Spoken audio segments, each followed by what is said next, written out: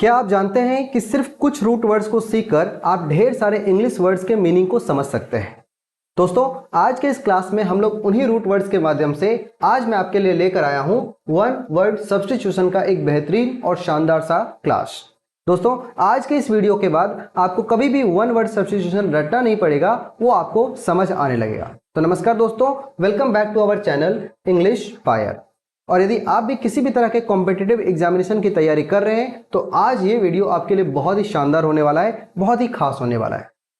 इस वीडियो के एंड तक आप ढेर सारे वन वर्ड सब्स्टिट्यूशन को याद कर चुके होंगे, ढेर सारे इंग्लिश वर्ड्स में वोकैबुलरी में आप बहुत कुछ एक्सेल कर चुके होंगे।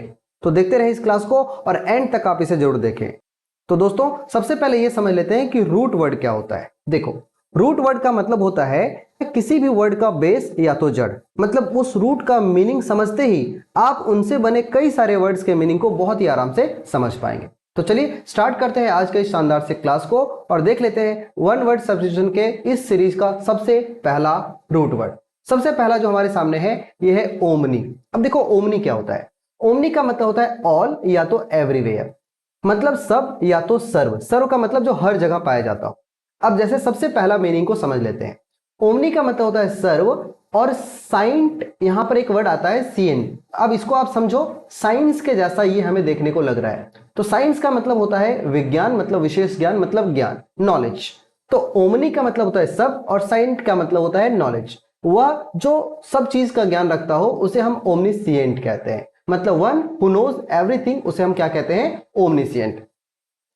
आगे है ओमनीपोटेंट। अब देखो, पोटेंट से होता है पोटेंशियल, मतलब पावर, शक्ति, है ना। तो ओमनीपोटेंट रहेगा, इसका मतलब होता है one who is all powerful, वह जो पूरी तरह से शक्तिशाली है, सर्वशक्तिमान आप कह सकते हैं। तो ओमनीपोटेंट का मतलब होता है सर्वशक्तिमान। तो देख रहे हो, जिस तरह से रूट वर्ड को आप एक बार कहीं याद कर लेते हैं तो उससे जुड़े हुए जो भी वर्ड मीनिंग्स होते हैं वो आप बहुत आराम से याद कर पाएंगे। नेक्स्ट है ओमनी प्रेजेंट। प्रेजेंट का मतलब होता है उपस्थित और ओमनी का मतलब होता है हर जगह, मतलब जो हर जगह पर उपस्थित हो उसे हम कहते हैं ओमनी प्रेजेंट, मतलब प्रेजेंट एवरीवेयर, जो हर जगह में देखने को मिलता है उसे हम कहते हैं ओमनी प्रेजेंट। ठीक है, तो इस तरह से सबसे फर्स्ट रूट वर्ड को हम लोगों ने याद कर लिया है। तीन वर्ड्स हम लोगों ने याद किया है, omniscient, omnipotent and omni present. ठीक है, डन। चलो बढ़ते हैं नेक्स्ट स्लाइड की तरफ और देख लेते हैं नेक्स्ट रूट वर्ड हमारे सामने क्या है। नेक्स्ट है फिल। अब देखो, जब भी फिल आएगा किसी भी वर्ड में, आपको कहीं फिल नजर आ गया तो इसका मतलब होता है लव या तो प्रेम, मतलब किसी भी चीज से प्यार। अब जैसे सबसे पहला देख लेते हैं फिलेंथ्रोपिस्ट। अब देखो, फिल तो समझ में आ रहा है, आगे है एक एंथ्रो। जब भी एंथ्रो वर्ड आएगा तो एंथ्रो का मतलब होता है पीपल, मैनकाइंड या ह्यूमन, है ना। तो फिलेंथ्रोपिस्ट का क्या मतलब हो गया, फिल मतलब लव करने वाला और एंथ्रो मतलब पीपल, जो लोगों से लव करता हो, ह्यूमन से लव करता हो, मैनकाइंड से लव करता हो, उसे हम फिलेंथ्रोपिस्ट कहते हैं। जैसे कि लवर ऑफ मैनकाइंड, जो लोगों से प्यार करता हो, उनके प्रति बहुत दयालुता रखता हो, उसे हम फिलेंथ्रोपिस्ट कहते हैं। ठीक है। सेकेंड है बिब्लियोफाइल। अब ये देखो, बिब्लियो का मतलब होता है बुक और फाइल का मतलब अभी पता चला आपको, लव, है ना। मतलब जो बुक्स के प्रति लव रखता हो, लवर ऑफ बुक्स, जो किताबों के प्रति प्रेम रखता हो, उसे हम कहते हैं बिब्लियोफाइल। डन। आगे है फिलेटलिस्ट। फिलेटलिस्ट का मतलब होता है, फिल मतलब वही लवर और एटलिस्ट का मतलब होता है जो स्टैम्प्स को कलेक्ट करता है। वैसा व्यक्ति जिसे स्टैम्प्स को कलेक्ट करने का शौक हो, उसे अच्छा लगता हो, उसे प्यार हो इस काम से, उसे हम कहते हैं फिलेटलिस्ट। ठीक है, तो दूसरा जो हमारा रूट वर्ड है वो भी हम लोगों ने कंप्लीट कर लिया है। अब याद कौन कौन सा रखना है, philanthropist, lover of Mankind, bibliophile मतलब जो बुक्स से प्यार करता हो, और फिलेटलिस्ट मतलब जो स्टैम्प्स को कलेक्ट करने का शौकीन हो, उससे उसमें उसको मजा आता हो, इसे हम कहते हैं फिलेटलिस्ट। ठीक है, चलिए अब बढ़ते हैं नेक्स्ट। अगला स्लाइड में हम लोग को देखना है मिस। अब देखो, जब भी सेंटेंस में या किसी भी वर्ड में मिस वर्ड आपको देखने को मिल जाए तो इसका मतलब होता है हेट करना या तो रॉन्ग, मतलब गलत, नफरत के सेंस में आता है। जैसे सबसे पहले देख लेते हैं एग्जांपल से, मिज़ेंथ्रोप। मिज़ेंथ्रोप क्या होता है, अभी देखो हम लोगों ने क्या पढ़ा, एंथ्रो अभी अभी पढ़ा, है ना। एंथ्रो का मतलब होता है ह्यूमन, है ना, किसी भी मैनकाइंड, और मिस मतलब हेट, जो ह्यूमन से, मैनकाइंड से, मतलब मानवता से जो नफरत करता होगा उसे हम कहेंगे मिज़ेंथ्रोप। मतलब आप कह सकते हो, अभी हम लोगों ने पढ़ा फिलेंथ्रोपिस्ट, है ना। तो फिलेंथ्रोपिस्ट का जो है फिलेंथ्रोपिस्ट, इसका जो है ऑपोजिट आपका हो जाएगा, ये क्या हो जाएगा, मिज़ेंथ्रोप। ठीक है ना। तो मिज़ेंथ्रोप का मतलब होता है जो मैनकाइंड से नफरत करता हो, ठीक है। नेक्स्ट है मिजोगाइनिस्ट, मतलब जो वुमेन से नफरत करता हो। अब देखो गायनोकोलॉजिस्ट आपको पता है वुमेन से संबंधित डॉक्टर को कहते हैं। तो मिजोगाइनिस्ट का क्या मतलब हो जाएगा, मिस मतलब हेट, हेट करने वाला, और गाइनिस्ट मतलब वुमेन। तो जो वुमेन से मतलब किसी औरत से नफरत करने वाला होता है उसे हम कहते हैं मिजोगाइनिस्ट, ओके। और सबसे लास्ट में है मिजोगेमिस्ट। अब मिजोगेमिस्ट क्या होता है, जिसे मैरिज से प्रॉब्लम है ना। एक वर्ड आप लोग पढ़ते होंगे पॉलीगैमी, है ना। पॉलीगैमी का मतलब होता है जो ढेर सारी शादियां करता है, जिसके ढेर सारे विवाह होते हैं उसे हम पॉलीगैमी कहते हैं। तो मिजोगेमिस्ट उसी से, अब गैमी का मतलब समझ लो मैरिज, और मिस वर्ड लगा हुआ है तो मिस का मतलब क्या हो जाएगा, हेट करने वाला। तो जो मैरिज से नफरत करता होगा उसे हम कहेंगे मिसोगेमिस्ट। तो जब आप रूट वर्ड्स को याद कर लेते हैं तो आपको सारे वर्ड मीनिंग्स बहुत ही अच्छे से समझ में आते हैं। तो मिस मतलब हेटर और गेमिस्ट मतलब मैरिज, मतलब जो मैरिज से नफरत करता हो उसे हम मिजोगेमिस्ट कहते हैं। डन, समझ में आ गया। बोलते जाना है, लिखते जाना है, आपको बहुत ही आराम से याद हो जाने वाला है। चलो अब बढ़ते हैं नेक्स्ट स्लाइड की तरफ, और अगले स्लाइड में हमारे सामने जो नया रूट वर्ड आ रहा है ये है बायो। अब देखो बायो का मतलब होता है लाइफ, हम लोग इसी से पढ़ते हैं बायोलॉजी, है ना। मतलब लॉजी का मतलब होता है स्टडी, और बायो का मतलब जिंदगी, लाइफ। मतलब लाइफ की जो स्टडी होती है उसी को हम क्या कहते हैं, बायोलॉजी कहते हैं। तो बायो का मतलब लाइफ। नेक्स्ट है बायोग्राफी। देखो बायो का मतलब होता है लाइफ, और ग्राफी का मतलब क्या होता है, उसे चित्रित करना, उसे लिखना, उसे एक जगह पे स्टोरी के बेसिस पे लिख डालना, है ना। एक तरह से ग्राफ के माध्यम से, चार्ट के माध्यम से उसे बता देना। तो बायोग्राफी का मतलब क्या होता है, किसी भी व्यक्ति के जिंदगी का स्टोरी, उसी को हम बायोग्राफी कहते हैं। एक देखो अब यहां पर दो वर्ड आता है, एक आता है बायोग्राफी, मतलब किसी के भी जिंदगी की कहानी को हम बायोग्राफी कह सकते हैं, किसी और की जिंदगी का। और कहीं हम खुद की जिंदगी, अपने ही लाइफ की कहानी को यदि हम लिख रहे हैं तो उसे कहा जाता है ऑटोबायोग्राफी, ठीक है। तो दोनों में डिफरेंस आपको याद रखना है, यदि हम खुद की कहानी लिख रहे हैं तो ऑटोबायोग्राफी, किसी और की लिख रहे हैं तो बायोग्राफी। लेकिन बायोग्राफी का मतलब किसी के भी लाइफ का जो विवरण होता है, उसकी जो स्टोरी होती है, ये कहलाता है बायोग्राफी। डन। आगे है बायोडिग्रेडेबल। अब देखो बायो का मतलब लाइफ, और डिग्रेड होना मतलब नष्ट होना, है ना, मतलब खराब हो जाना, वो पूरी तरह से डिस्ट्रॉय होना, ये होता है। तो बायो का मतलब लाइफ, और डिग्रेड मतलब नष्ट हो जाना, है ना, खत्म हो जाना। मतलब ऐसा कोई भी चीज जो धीरे धीरे सड़ने लगे, गलने लगे, डिकम्पोज होना शुरू हो जाए, जिसकी जिंदगी धीरे धीरे खत्म होना शुरू हो जाए, उसे हम बायोडिग्रेडेबल कह सकते हैं। मतलब ऐसा कोई भी चीज, ऐसा कोई भी मटेरियल जो धीरे धीरे क्या हो जाए, डिकम्पोज होना शुरू हो जाए नेचुरली, इसे हम कहते हैं बायोडिग्रेडेबल चीज है, ठीक है, ऐसे चीजों। ठीक है, तो बायो से संबंधित समझ में आ गया। तो बायो से हम लोगों ने तीन वर्ड्स को याद कर लिया है, एक biology, study of life, biography, किसी भी व्यक्ति की स्टोरी, एंड बायोडिग्रेडेबल, जो नष्ट हो सके अपने आप नेचुरली, जो खराब हो जाता हो, बर्बाद हो जाता हो, नष्ट हो जाता हो, ठीक है। तो बायो भी कंप्लीट। अब आता है नेक्स्ट रूट वर्ड हमारे सामने कौन सा है। अगला जो रूट वर्ड है ये है लोजी। देखो जब भी वर्ड में लोजी शब्द आता है तो इसका मतलब होता है स्टडी ऑफ, किसी भी चीज का अध्ययन, उसकी पढ़ाई।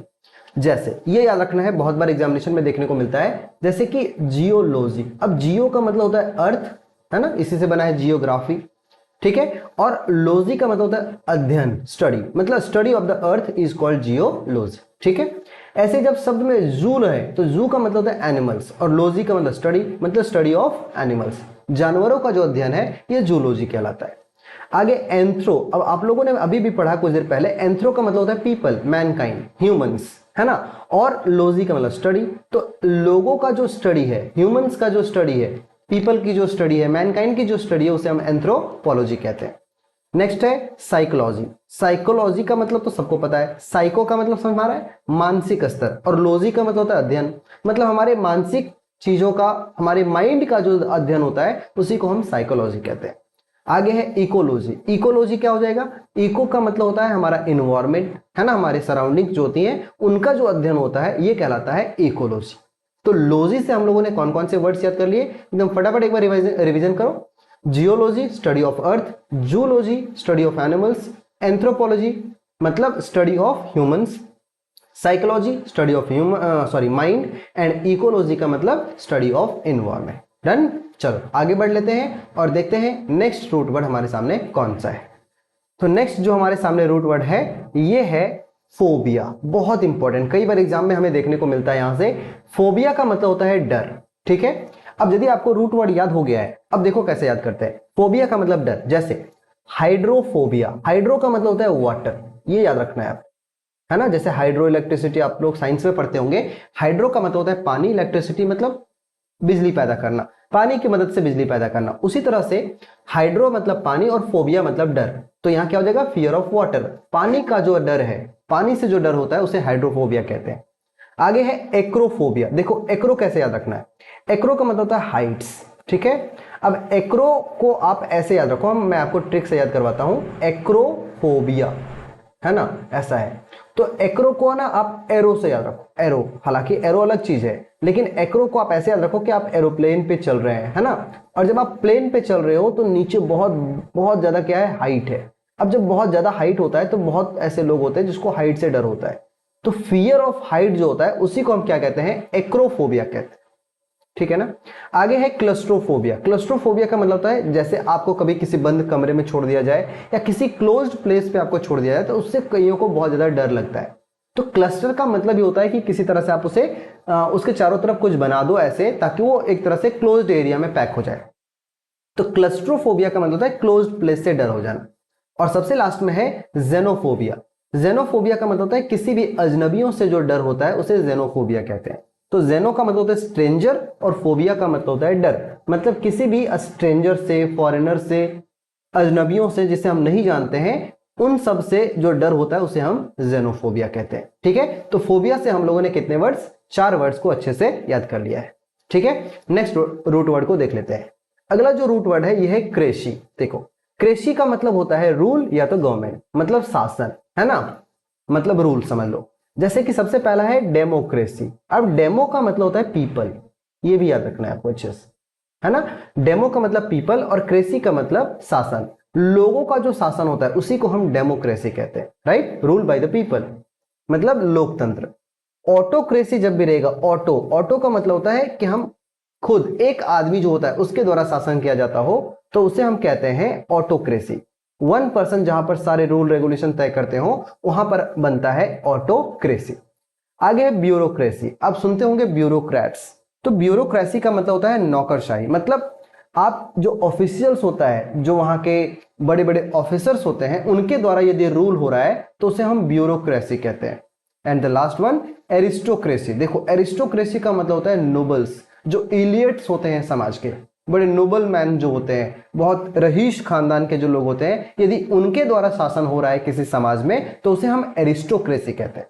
कौन कौन से वर्ड्स हम लोगों ने अभी पढ़े, सबसे पहले डेमोक्रेसी, लोगों का शासन, ऑटोक्रेसी किसी एक व्यक्ति का शासन, ब्यूरोक्रेसी ऑफिसर्स का शासन, एंड एरिस्टोक्रेसी जो वहां के इलियट्स है, रईस खानदान है, जो बहुत रिच लोगों का शासन होता है, उसे हम एरिस्टोक्रेसी कहते हैं।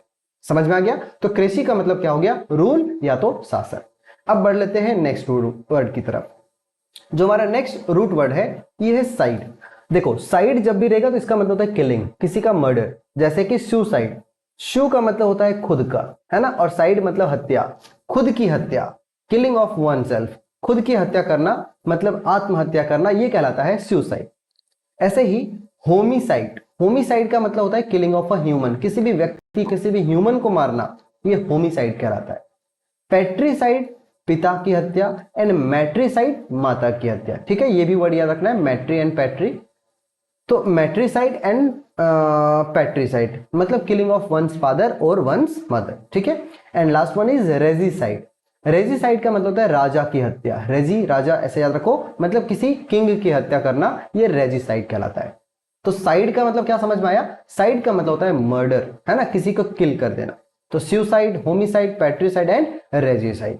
आई होप आपको ये सारे याद हो रहे होंगे बहुत ही अच्छे से। अब बढ़ लेते हैं नेक्स्ट स्लाइड की तरफ और देखते हैं कि नेक्स्ट रूट वर्ड कौन है, ठीक है। इस तरह से हमको रूट वर्ड के माध्यम से जब हम याद करते हैं तो बहुत आराम से हमें वोकैबुलरी अच्छे से स्ट्रांग हो जाता है। चलो नेक्स्ट बढ़ते हैं। अगला है हमारा क्रोन। देखो जब भी शब्द ये आ जाए क्रोन, तो क्रोन का मतलब होता है टाइम, इसको हमेशा टाइम के साथ में लेकर के चलना है।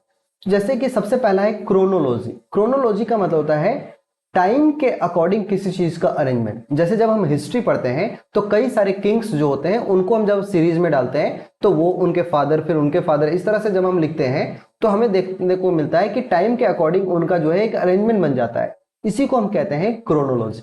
समझ में आ गया। अगला है क्रोनिक। क्रोनिक का मतलब होता है lasting for a long time, बहुत लंबे समय तक खत्म ना होना या बहुत लंबे समय के बाद खत्म होता है, उसे हम कहते हैं क्रोनिक। तो क्रोनिक जो होता है वो बहुत लंबे समय के बाद लास्ट करता है। And the last one is synchronize. Synchronize अब देखो, क्रोन का मतलब होता है टाइम और सिंक का मतलब होता है एक ही टाइम पे, एक ही टाइम पर एक ही समय पे कोई चीज घटित हो रही हो, दो चीज अकर करती हो, एक साथ दो काम हो रहे हो, तो ये कहलाता है सिंक्रोनाइज। बात समझ में आ गया। क्रोनोलॉजी मतलब टाइम के अकॉर्डिंग अरेंज कर देना, क्रोनिक लंबे समय तक लास्ट करना, लंबे समय तक चलना, एंड सिंक्रोनाइज एक ही समय पे चीजें घट जाना, एक साथ हो जाना, ये कहलाता है सिंक्रोनाइज करना। ठीक है, तो क्रोन का मतलब टाइम याद रखना है। नेक्स्ट जो रूट वर्ड है ये है ग्राफ। देखो, ग्राफ का मतलब होता है लिखना, जैसे कि बायोग्राफी। बायो का मतलब होता है अपने ही बारे में, एंड ग्राफी का मतलब लिखना, खुद के लाइफ के बारे में लिखना, अपने जीवन के बारे में लिखना, उसी को हम कहते हैं बायोग्राफी। एक मिनट, सॉरी, खुद के जिंदगी के बारे में नहीं, वो तो ऑटोबायोग्राफी हो जाता है। बायोग्राफी का मतलब होता है कि किसी भी व्यक्ति के बारे में, किसी दूसरे व्यक्ति के बारे में आप यदि लिख रहे हैं तो उसे हम कहते हैं biography. Life history written by another, किसी और के द्वारा यदि लिखा जा रहा है आपकी लाइफ तो वो बायोग्राफी होगा। लेकिन यदि आप अपने लाइफ को खुद से लिख रहे हो, वन सेल्फ खुद से लिख रहे हो, तो ये कहलाता है ऑटोबायोग्राफी। डिफरेंस समझ में आया। And the last one is calligraphy. कैली का मतलब होता है बहुत ही बेहद खूबसूरत, ब्यूटीफुल, है ना। एंड ग्राफी का मतलब लिखना, बहुत ही सुंदर ढंग से लिखना, ये कहलाता है कैलीग्राफी। ठीक है, तो कैलीग्राफी का मतलब होता है बेहद खूबसूरत हैंडराइटिंग में किसी चीज को लिख लेना। तो ग्राफ का मतलब क्या याद रखना, लिखना। और इससे हम लोग तीन वर्ड को याद कर लिए, कौन कौन सा। बायोग्राफी मतलब किसी और के द्वारा हमारा लाइफ लिखा जा रहा है तो वो है बायोग्राफी। हम अपने लाइफ को खुद से अपने बारे में लिख रहे हैं, that is autobiography. And calligraphy का मतलब होता है ब्यूटीफुल हैंडराइटिंग, है ना, बहुत ही बेहद खूबसूरत हैंडराइटिंग। चलो नेक्स्ट रूट वर्ड हमारे सामने है, वो है पेट। देखो, जब भी शब्द आ जाए पेट तो इसका मतलब होता है बच्चा, है ना, चाइल्ड। जैसे पेडियाट्रिशियन। पेडियाट्रिशियन जब भी शब्द ये आता है एग्जाम में बहुत बार, पेडियाट्रिशियन का मतलब होता है जो चाइल्ड स्पेशलिस्ट डॉक्टर होते हैं उसे हम कहते हैं पेडियाट्रिशियन। ठीक है। एंड पेडागोजी का मतलब होता है छोटे बच्चों को आप कैसे पढ़ाओगे, किसी भी बच्चों को पढ़ाने की जो कला होती है दैट इज पेडागोजी, है ना। एंड पेडियाट्रिशियन मतलब ये होता है चाइल्ड स्पेशलिस्ट जो होते हैं डॉक्टर, उन्हें कहा जाता है पेडियाट्रिशियन। ठीक है, तो पीडिया या पीईडी ये वर्ड जब भी आ जाए तो उसका मतलब होता है बच्चा, बच्चे के सेंस में याद रखना है। तो पेडियाट्रिशियन बच्चों का doctor, and pedagogy that is बच्चों को पढ़ाने की कला। ठीक है, चलो नेक्स्ट रूट वर्ड देख लेते हैं फटाफट। अगला रूट वर्ड है ऑड। अब ये तो सबको पता है, ऑड से ही बना है ऑडियो, है ना। तो ऑडियो का मतलब होता है सुनने लायक जो भी चीज हो, जैसे कि ऑडिबल, जो चीज को सुना जा सकता हो उसे हम कहते हैं ऑडिबल, है ना। एबल टू बी हर्ड, जिसे सुना जा सकता है। ऑडियंस जो लिसनर्स होते हैं, जो सुनने के लिए बैठे रहते हैं, उसे हम कहते हैं ऑडियंस, मतलब वो हमारी बातों को सुनने के लिए बैठे हैं तो हम उसे कह सकते हैं audience. And the last one is auditorium. Auditorium का मतलब होता है ऐसा हॉल जहां पर बैठे ही होते ताकि बहुत अच्छे से हमें वो सारा साउंड सुनाई दे दे यदि कोई सामने से बोल रहा है। तो ऑडिटोरियम को इस तरह से डिजाइन किया जाता है कि कहीं से भी बोला जाए तो उसका जो साउंड होता है वो इक्वली डिस्ट्रीब्यूट हो और सारे लोगों तक साउंड अच्छे से पहुंच सके। तो ऑडिटोरियम का मतलब होता है सभागार, ऐसा हॉल जहां पर अच्छे से साउंड आ जाता हो, सुनने के लिए लोग ऑडिटोरियम वगैरह में जाते हैं। ठीक है ना। तो तीन वर्ड हम लोग को ऑड से आ गया, ऑडिबल, ऑडियंस एंड ऑडिटोरियम। ठीक है ना। चलो अब बढ़ लेते हैं नेक्स्ट रूट वर्ड की तरफ, और अगला रूट वर्ड जो हमारे सामने है ये है डिक्ट। देखो, डिक्ट का मतलब होता है स्पीक करना, बोलना। ठीक है, जैसे डिक्टेटर। डिक्टेटर का मतलब होता है वह व्यक्ति, एक कोई ऐसा व्यक्ति जो सारे ऑर्डर्स को देता हो, जो बोलता हो, उसे हम कहते हैं डिक्टेटर। जिसके मतलब बोलने से सारे ऑर्डर्स बन जाते हो तो वो कहलाता है डिक्टेटर। ठीक है। नेक्स्ट है डिक्शनरी। डिक्शनरी का मतलब होता है जो ढेर सारे वर्ड्स के बारे में हमें बोलता हो, बताता हो, कलेक्शन हो उसका, है ना, तो ये कहलाता है डिक्शनरी। मतलब वो भी बोलता है, ढेर सारे वर्ड्स को अपने अंदर कलेक्ट करके रखा हुआ है, that is dictionary. And the last one is verdict. Verdict का मतलब होता है फाइनल डिसीजन स्पोकन, जो सबसे लास्ट फाइनल डिसीजन जो बोला जाता है ये कहलाता है verdict. The last decision is called verdict. ठीक है, समझ में आ गया। वर मतलब लास्ट और डिक्ट मतलब बोला जाने वाला कोई भी डिसीजन, ये कहलाता है वर्डिक्ट। तो डिक्ट का मतलब क्या रखना है, बोलना, डिक्टेटर, डिक्शनरी एंड वर्ड। ठीक है, चलो नेक्स्ट रूट वर्ड को देख लेते हैं। और अगला जो रूट वर्ड हमारे सामने है ये है बेनी। अब देखो बेनी का मतलब होता है गुड, बहुत ही अच्छा। जैसे बेनीफैक्टर, बेनीफैक्टर का मतलब होता है वन हु डज गुड, वह व्यक्ति जो बहुत बहुत बेहतर काम करता है, बहुत अच्छा काम करता है, उसे हम कहते हैं बेनीफैक्टर। और ये वर्ड जो बहुत बार एग्जाम में पूछा हुआ है बेनेवोलेंट, है ना। बेनेवोलेंट का मतलब होता है बहुत ही ज्यादा काइंड और चैरिटेबल, जो बहुत दयालु स्वभाव का व्यक्ति होता है, दैट इज कॉल्ड बेनेवोलेंट। ठीक है, बहुत अच्छा जो व्यक्ति होता है उसे बेनेवोलेंट कहते हैं। एंड द बेनिफिशियल, बेनिफिशियल का मतलब होता है हेल्पफुल, जो किसी के प्रति सहयोग की भावना रखता होगा उसे हम कहते हैं बेनिफिशियल। ठीक है, तो बेनिफिशियल का मतलब होता है अच्छा, हेल्पफुल, नेचर अच्छा हो। तो बेनी शब्द जब भी आएगा तो वो गुड के सेंस में आएगा, पॉजिटिव सेंस को लेकर के आता है। ठीक है, तो बेनी से 3 शब्द कौन कौन से याद हुए? Benefactor, benevolent and beneficial. ठीक है, समझ में आ गया। चलो नेक्स्ट रूट वर्ड की तरफ बढ़ लेते हैं, और अगला जो रूट वर्ड हमारे सामने है ये है मैल। देखो मैल मतलब होता है बुरा। ठीक है, अभी हम लोगों ने पढ़ा बेनी, उसका मतलब होता है गुड, लेकिन मैल का मतलब होता है बुरा, बैड। जैसे कि मैलिशियस, मैलिशियस का मतलब होता है हैविंग इविल इंटेंशंस, जिसका बुरा इरादा हो, जिसके इंटेंशन ठीक नहीं हो, उसे हम कहते हैं मैलिशियस, गंदे विचार के व्यक्ति, है ना। मैलिशियस का मतलब ही होता है जिसके इरादे नेक ना हो, जो बहुत बुरा इरादा लेकर के आया हो, उसे हम मैलिशियस कहते हैं। नेक्स्ट है मैल प्रैक्टिस। मैल प्रैक्टिस का मतलब है किसी भी चीज की आप गलत प्रैक्टिस कर रहे हैं, जैसे आप किसी इलीगल चीज को आप कर रहे हो, तो that is called mal practice, मतलब रॉन्ग प्रैक्टिस, कोई गलत काम को करना मैल प्रैक्टिस कहलाता है। ठीक है, and the last one is mal function. Mal function का मतलब होता है इम्प्रॉपर फंक्शनिंग, मतलब फंक्शन करने में यदि गड़बड़ी हो जाए तो हम कहलाते हैं, वो उसे कहा जाता है कि वो मैल फंक्शन कर रहा है, मतलब वो अच्छे से फंक्शन नहीं कर रहा, अच्छे से काम नहीं कर रहा। जैसे कोई इंजन है, वो अच्छे से चल नहीं रहा, चलते चलते बंद हो जा रहा है, तो दैट इज मैल फंक्शनिंग, है ना, वो अच्छे से वर्क नहीं कर पा रहा है। ठीक है, तो मैल का मतलब क्या हो जाता है? बुरा। ठीक है ना। चलो नेक्स्ट जो अगला हमारे सामने रूट वर्ड मिल रहा है ये है एंथ्रो। एंथ्रो का मतलब हम लोग पहले भी पढ़े हैं, एंथ्रो का मतलब होता है ह्यूमन, है ना, मतलब व्यक्ति, लोग। एंथ्रोपोलॉजी मतलब स्टडी ऑफ ह्यूमंस, पहले भी हम लोगों ने किया हुआ है। फिलैंथ्रोपिस्ट ये भी किया हुआ है, लवर ऑफ मैनकाइंड। अब देखो ये कैसे याद रखना है, एंथ्रो यहाँ पर भी है, एंथ्रो यहाँ पर भी, और एंथ्रो यहाँ पर भी, ये तीनों वर्ड्स हम लोगों ने पहले भी किया हुआ है, लेकिन अभी हम जो रूट वर्ड लेकर आए हैं वो है एंथ्रो। एंथ्रो मतलब ह्यूमन। एंथ्रोपोलॉजी इसका मतलब स्टडी ऑफ, लॉजी वर्ड मतलब होता है स्टडी, और एंथ्रो मतलब पीपल, लोगों की जो स्टडी होती है that is called anthropology. Phil का मतलब क्या था बताओ? फिल मतलब था लवर, और एंथ्रो मतलब पीपल, ह्यूमन।